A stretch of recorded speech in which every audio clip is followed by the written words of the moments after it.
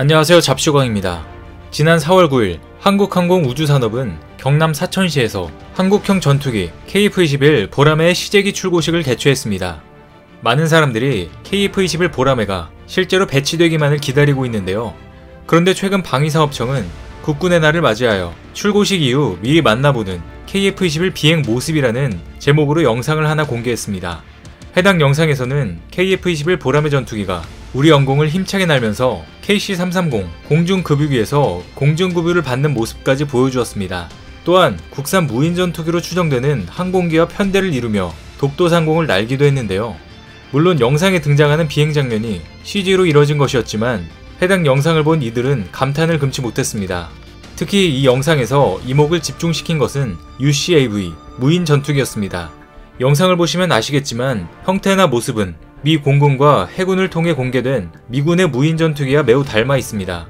무인 전투기란 적의 방공망 사거리 밖에서 원격으로 공격 목표를 부여하면 비행 방법을 일일이 지정하지 않아도 자체적으로 최선책을 찾아 공격 임무를 수행하도록 만들어진 전투기입니다. 즉, 인공지능 기술이 탑재되어 있는 전투기이며 기본적으로 리드 조종사의 전투기와 함께 편대 비행을 하다가 임무 목표가 부여되면 공격 임무를 수행하는 전투기인데요. 우리 군이 이 영상에 KF-21과 함께 무인 전투기 모습을 공개한 것은 곧 국산 무인 전투기가 실제로 나올 것이라는 것을 의미하기도 합니다. 실제로 최근 이 무인 전투기와 관련해 핵심 기술 4가지를 한국이 독자적으로 개발 완료했다는 소식이 나왔습니다. 진짜 저 영상처럼 KF-21과 무인 전투기가 함께 임무를 수행할 날도 머지않은 것 같은데요.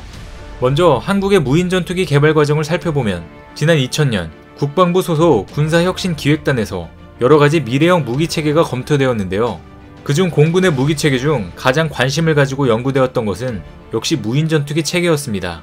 연구의 방향성을 다단계 발전 전략을 통해 관련 기술을 축적한 이후 2010년 이후부터 본격적으로 한국형 UCAV를 개발 진행시킨다는 기본적인 결정이 내려졌습니다. 단계적 개발을 위해 무미익 스텔스 무인 전투기 형상 설계, 무인 전투기 편대 동시 제어, 무인 전투기용 엔진 등의 개발 과제가 국방중기계획서에 반영되었습니다. 국방과학연구소 주관으로 스텔스 형상 설계 기술, 전파 흡수 재료 기술 연구를 시작으로 개발한 한국은 스텔스와 관련된 핵심 기술과 해석 및 측정 능력과 데이터를 바탕으로 스텔스 무인 전투기 기술 시범기 과제를 수행하며 2015년 초도 비행에 성공했습니다. 이후 2017년부터는 스텔스 성능 향상, 비행 성능 향상 및 스텔스 무인 전투기 운영 개념 연구 등을 수행했는데요. 그리고 2020년 8월 국방과학연구소 창설 50주년을 기념하는 행사에서 국산 스텔스기 가오리 X를 최초로 공개했었습니다. 가오리 X는 미래 핵심 기술 분야의 저피탄 무미 기술 시범기로 분류되며 향후 무인 스텔스, 감시 정찰기 및 전투기 등으로 점차 발전시켜 나갈 것으로 예상되는데요. 앞으로 미래전에 이 무인기의 역할은 더욱 중요시되고 있습니다. 세계 선진국들 및 군사 강국들도 무인 전투기 확보를 핵심 전력으로 보고 있습니다. 그래서 핵심 기술력을 확보하기 위해 막대한 예산과 인력을 투자하여 개발하고 있는데요. 실제로 항공전력들은 운용 능력이 효과적이고 빠른 속도로 임무를 수행할 수 있는 핵심 전략무기입니다. 그러나 항공전력이 발달하면서 탐지기술, 지대공 미사일 등 그에 상응하는 전력 또한 함께 발달하고 있습니다. 그래서 잠수함처럼 그 은밀함을 주력으로 하는 비대칭 전력과 같이 항공 전력에서도 스텔스 기능은 최고로 손꼽을 만한 중요한 기술입니다. 마치 창과 방패처럼 스텔스 기능과 레이더 기능은 숨바꼭질하는 것처럼 계속해서 찾고 숨고를 반복하며 관련 기술들이 발전하고 있습니다. 그런데 여타 군사 강국들처럼 한국도 이미 무인기 핵심 기술을 다 갖고 있는 것으로 알려졌는데요. 언론에 따르면 지난 9월 28일 국방과학연구소는 국내 최초로 비행체용 전파 흡수 구조 기술을 비롯하여 레이돔 기술, 안테나 내장 일체형 구조, 경량 전파 흡수 도료 등 무인기용 저피탄 비행체에 적용 가능한 핵심 기술 4종을 개발했다고 발표했습니다. 무인 전투기에 있어서 저피탄 기술은 비행체의 생존율을 높임으로써 작전 성공률을 향상시키는 가장 중요한 핵심 기술입니다. 우리가 개발한 핵심 기술들이 어떤 것인지 간단히 살펴보겠습니다. 먼저 저피탐이란 레이더 반사 면적 RCS가 매우 작아서 일반 레이더로는 탐지하기 힘든 기술을 의미합니다. 비행체용 전파 흡수 구조 기술이란 외부에서 입사한 레이더 신호를 기체 구조를 통해 흡수하며 비행체의 레이더 반사 단면적을 감소시키는 기술입니다. 쉽게 말해 비행체의 외관의 형태를 물리적으로 레이더 신호를 흡수하도록 설계한 것을 말합니다. 그리고 레이돔 기술은 주파수에 따라 선택적으로 전자파 신호를 투과하거나 차폐시킬 수 있어 비행체에 장착된 안테나가 적의 레이더 신호에 노출되지 않도록 하는 기술입니다. 또 안테나 내장형 일체형 구조 기술은 안테나를 기체 구조와 통합시켜 항공기 기체 표면을 매끄럽게 형성해 비행시 발생하는 항력과 RCS를 감소시키는 기술이며, 경량 전파 흡수 기술은 항공기 외피에 코팅된 기능성 도료가 기체 구조에 의해 반사되는 레이더 신호를 감소시키는 기술입니다.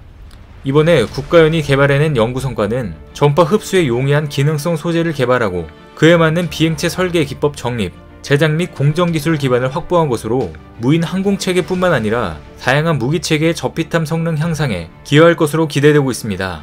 그런데 이뿐만이 아닙니다. 우리나라는 민관 협력을 통해 국방력을 함께 증강시켜 나가고 있는데요. 최근 대한항공이 국방기술진흥연구소에 광대역 스텔스 기술 연구과제를 수주했다는 소식이 들려왔습니다. 대한항공은 지난 2010년부터 올해 8월까지 국방과학연구소가 주관한 저피탐 무인기 개발 사업에 시제업체로 참여해 보유 기술력을 인정받았습니다. 대한항공은 2010년부터 5년간 진행된 사업에서 꼬리 날개가 없는 형상의 스텔스 무미익 기술 시험기 제작, 레이더 반사 면적 측정 시험을 지원하며 국내 첫 시험 비행에 성공했었는데요. 다기능 복합 소재를 활용해 레이더 반사 면적 성능을 강화했고, 최근 연구에서는 비행체 고성능 전파 흡수 구조를 추가로 적용하는 핵심 기술 과제도 참여했습니다. 대한항공은 10년 이상 무인 비행체 설계 및 제작 등 스텔스 기술의 고도화에 집중하고 있습니다. 대한항공의 기술력은 이미 향후 스텔스 무인기 체계 개발 사업에 적용 가능한 수준에 도달한 것으로 평가받고 있는데요. 세계 군사 강국들도 뛰어들고 있는 스텔스형 무인 항공기 시장 선점에 한 발짝 더 다가선 것 같은데요. 반면 이렇게나 빠르게 발전하고 있는 한국의 기술에 비해 옆나라 중국에서는 드론 때문에 재앙이 일어나는 사고가 발생했습니다. 중국 허난성에서 드론쇼를 하던 도중 일부 드론이 추락하는 사고가 일어났는데요.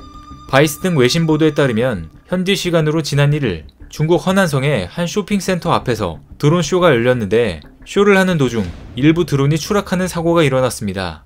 당시 현장에서는 몇백 명의 사람이 있었고, 하늘에서 드론들이 떨어지기 시작하자 이것도 드론쇼의 퍼포먼스인가 라고 생각하던 사람들은 점점 본인들에게 추락하는 드론을 보며 황급히 비명을 지르며 도망쳤습니다.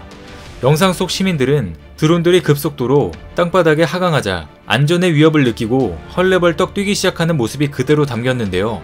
당시 드론쇼를 관람한 한 20세 시민은 언론과의 인터뷰에서 점점 더 많은 드론이 추락했다면서 멀리 날아간 것도 나무에 부딪힌 것도 있었다고 말했습니다. 이처럼 중국은 항공 첨단 기술을 모두 갖고 있다고 말하고 있지만 실상은 드론 추락으로 자국민들에게 피해를 입히는 처참한 현실을 보여주고 있습니다. 저런 형편없는 기술이 군사기술로 적용되었다고 생각하니 중국의 군사 수준이 드러나는 대목인데요. 반면 한국은 몇 년 전부터 수천 대의 드론을 자유자재로 다루는 첨단 네트워크 기술과 그 운용 능력을 갖추고 있습니다. 2018년 평창 올림픽 때 1200대의 드론이 춤을 추며 스노우보드, 오륜기 형상 등 화려한 쇼를 보여준 것이 기억나는데요. 당시 전 세계로 생중계되던 이 드론 쇼는 한국의 첨단 기술 수준을 널리 알리는 계기가 됐습니다. 이처럼 한국은 드론, 무인기, 항공 관련 첨단 기술들이 급속도로 발전하고 있고, 가장 중요한 스텔스 성능까지 이미 핵심 기술들을 개발 완료한 상태입니다. 자국의 국방력 증가는 단순히 무기를 많이 보유하는 것뿐만 아니라 운용 능력, 개발 지원과 함께 3박자가 고루 갖춰져야 합니다. 이것들이 다 완성되면 KF-21과 국산 무인 전투기의 통합 운용 전략으로 엄청난 국방력 강화를 이룰 것으로 보이는데요. 무인 전투기의 활용은 우선 적진으로 보내 정찰시키고, 뒤따르던 유인 전투기가 무인 전투기로 정찰 정보를 받아 뒤에서 공격할 수도 있습니다. 또 유인 전투기에서 직접 무인 전투기를 조종해 정찰 및 공대공 및 공대지 임무를 수행하게 될 수도 있습니다. 앞으로 몇 년 뒤면 한국은 유인 전투기와 무인 전투기 간의 통합 운용, 즉 멈티 체계를 통해 향후 미래 공중전을 지배할 것으로 보입니다.